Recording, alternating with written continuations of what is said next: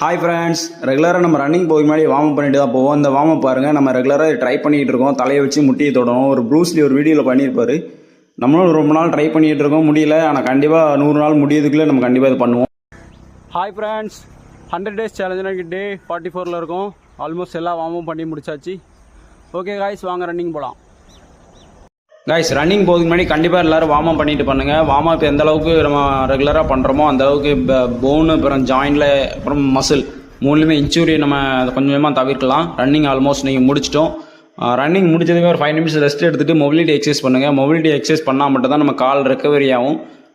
முடிஞ்ச அளவுக்கு ரெஸ்ட் கொடுத்துட்டு பண்ணுங்கள். நீங்கள் ஆல்மோஸ்ட் மொபிலிட்டி எக்ஸசைஸ் எல்லாமே முடிச்சு ஸ்வெட் புழிஞ்சிட்டு ஃபிட்னஸ் செக்அப் பண்ணிவிட்டு அப்புறம் நம்ம பெரண்டாயம் வந்துட்டோம். இது எதுக்குன்னு பார்த்தீங்கன்னா போன் ஹெல்த்துக்கு, ஜாயின் ஹெல்த்துக்கு கண்டிப்பாக உங்களுக்கு லோக்கல் கிடச்சுன்னா வாங்கி சாப்பிடுங்க.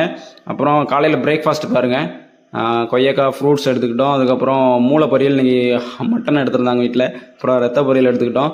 இதுக்கப்புறம் 2 பேரை மர்கியா பண்ணி 2 பேரை உள்ள தள்ளணும்னு முடிவு பண்ணிட்டோம். 2 குழியை வெட்டியாச்சு.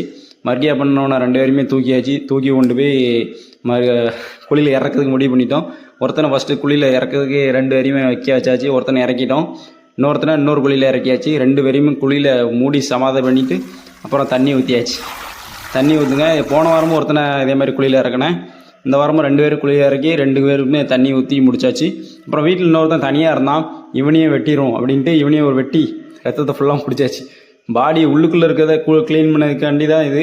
அப்புறம் வெளியே பாடி கால் ரொம்ப ஹீட்டாக இருக்கிறதுனால ஐஸ் வாட்டரில் கொஞ்சம் நேரம் கால் வச்சாச்சு. அப்புறம் கொஞ்சம் ரெஸ்ட் எடுத்துகிட்டு அப்புறம் லஞ்சு இன்னைக்கு ஹெவி மீல் தான் முடிச்சாச்சு. முடிச்சுட்டு ஈவினிங் ஸ்நாக்ஸ் ஒரு கொய்யாக்காய், டின்னர் உளுந்தங்களி, பிரண்டை துவையல், அப்புறம் 100 கிராம் மட்டன். இன்னைக்கு டே கம்ப்ளீட்டட்.